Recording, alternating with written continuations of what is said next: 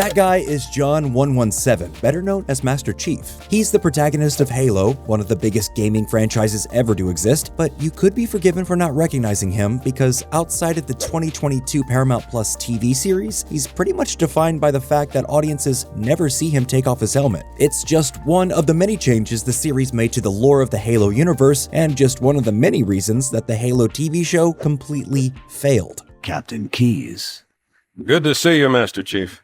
Things aren't going well. Cortana did her best, but we never really had a chance. Released in November of 2001, Microsoft's militaristic sci-fi first-person shooter, Halo Combat Evolved, was met with overwhelming acclaim. The series followed the adventures of Master Chief and his AI companion, Cortana, and even as the first few installments were still coming out, fans were already clamoring for a big-budget movie or television adaptation of the story. As early as 2003, Rooster Teeth started producing the comedic web series Red vs. Blue, which was based on the first game. It became so popular, its voice actors were invited to make cameos in Halo 3 and 4, and its story was referenced in subsequent games in the series, but it still wasn't exactly what fans had in mind. 2005 saw studios flirt with a live-action movie written by Alex Garland, directed by Neill Blomkamp, and executive produced by Peter Jackson, but that fell apart after the principals couldn't agree on a deal. Then a subsequent Guillermo del Toro directed version failed to make it out of development hell. Years then passed and the Halo faithful began to lose hope,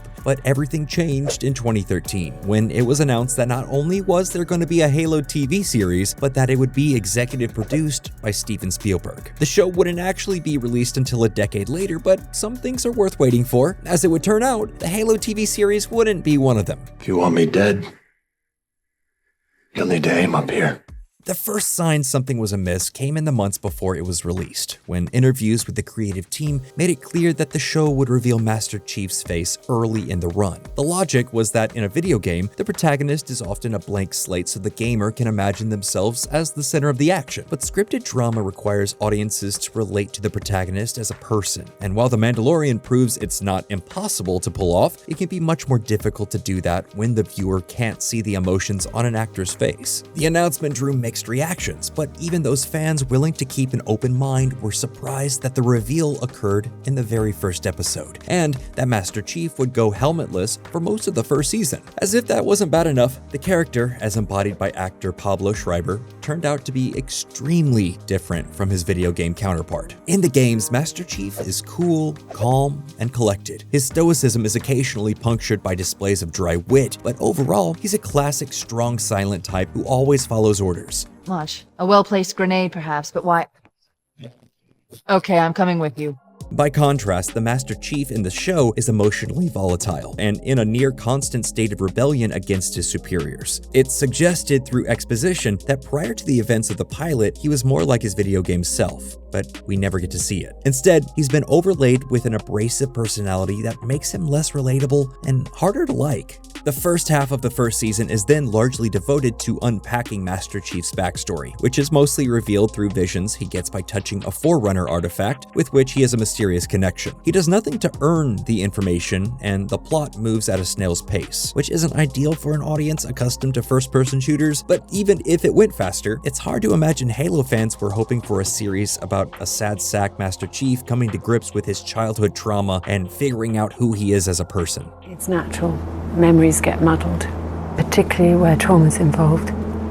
You were so young when we met and so overwhelmed with grief. The Halo franchise isn't exactly known for its delicate exploration of intrapersonal conflict, or even interpersonal conflicts really. It's about humanity's fight to survive against overwhelming odds and seemingly unstoppable threats. But while that works great for a game, scripted dramas usually thrive off intra and interpersonal character conflicts. And to that end, the producers of the Halo show redesigned the whole universe to emphasize those qualities. For example, in the game, the United Nations Space Command, or UNSC, is a mostly noble organization. In the show, however, it's at best morally gray. Its leaders have a greater awareness of the ethical compromises that lay behind the Spartan program, and they're not above using the war as an excuse to occupy space colonies that don't want to join with them, or executing rebellious children who won't get with the program. This is partially accomplished through the original character Quan Ha, a teenage insurrectionist raised by the leader of an anti-UNSC rebellion. She joins forces with Master Chief after he spares her from execution, but otherwise seems to exist mainly only to establish that, unlike in the games, humanity isn't united in its fight against the Covenant. The show also ratchets up the interpersonal conflict by drastically reshaping the relationship between Master Chief and Cortana. In the games, she's his willing companion, and arguably the closest thing he has to a love interest. In the show, however, Cortana is forced on Master Chief by Dr. Halsey to quell his suddenly rebellious tendencies. Her job is to spy on him, and eventually take control of his body. Given this arrangement, Master Chief is fairly ambivalent, and occasionally even hostile, about being saddled with Cortana. Go disappear!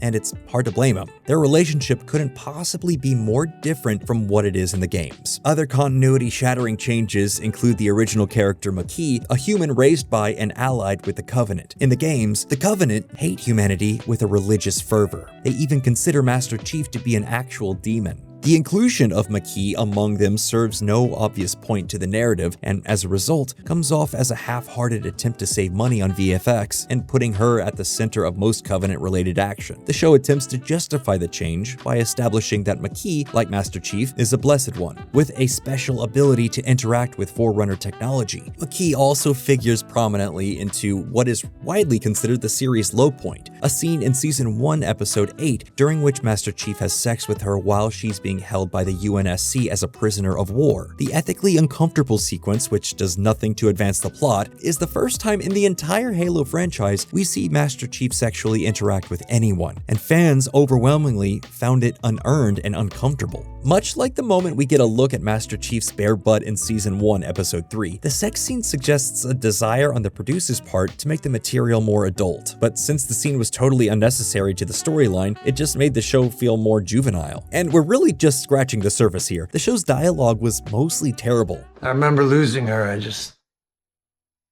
What? I don't feel anything. Its action was flat, and thanks to an obviously insufficient budget, its special effects grew increasingly clunky as the series rolled on. Perhaps because all that was already apparent by the end of Season 1, Season 2 was handed off to a new showrunner, David Weiner. Weiner attempted to course correct by making the series grittier, but it was too little too late, and fans tuned out. If you're wondering where it all went so very wrong, we refer you to the words of Season 1 showrunner Stephen Kane, who told Variety, "We didn't look at the game. We didn't talk about the game. We talked about the characters and the world. So I never felt limited by it being a game." In hindsight, maybe he should have. But instead of sticking to the source material, Kane and his team decided they would be better off drawing from it to create a new story in much the same way the Marvel Cinematic Universe drew from decades of comics to create its own unique continuity. And we understand that creative instinct. Video games and TV shows are different mediums with different needs. So adapting a property created for one into the other will always entail changing it in some sense or another. But fundamentally, changing the personalities of Halo's main characters was going too far. Fans waited decades to see the world they love brought to life on film, and instead got a hollowed out shell of that world. With the show's failure, it now seems unlikely that we'll ever get a faithful adaptation of Halo, and given there's nobody to blame for that failure other than humanity, it's starting to make us root for the Covenant. So, what do you think? Were you a fan of the Halo TV series? And if not, what do you think it should have done differently? Let us know down in the comments below, and if you enjoyed this video, you'll definitely find others you like if you check out the rest of the channel. As always, thank you for subscribing to Nerdstalgic.